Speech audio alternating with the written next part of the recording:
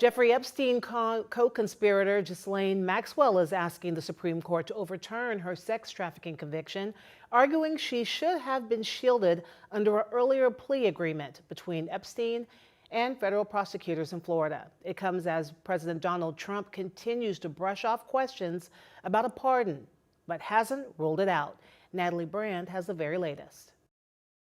Days after Ghislaine Maxwell sat for an interview with the Trump administration's Deputy Attorney General Todd Blanche about the Jeffrey Epstein case, she renewed a request for the U.S. Supreme Court to hear an appeal of her 2021 conviction of grooming underage girls for sexual abuse. Maxwell's attorney, David Marcus, in a statement even appealed to President Trump himself, quote, to recognize how profoundly unjust it is to, quote, scapegoat Maxwell for Epstein's crimes. Speaking to reporters in Scotland Monday, the president faced more questions about the Epstein files and a potential pardon for Maxwell. Well, I'm allowed to give her a pardon, but nobody's approached me with it. Nobody's asked me about it.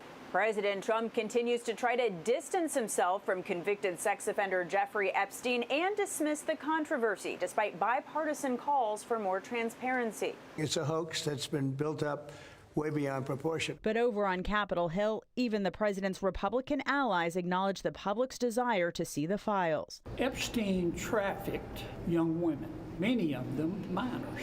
The American people are entitled to know who, if anyone, besides himself, he trafficked these young women to. Some Senate Democrats are also pushing the Justice Department to release recordings and notes from last week's 9-hour meeting between the Deputy Attorney General and Maxwell, which they've called highly unusual, if not unprecedented. Natalie Brand, CBS News, Washington. And CBS News also has new information about the so-called missing minute from the surveillance video at the Manhattan Correctional Center, where Epstein died by suicide in 2019.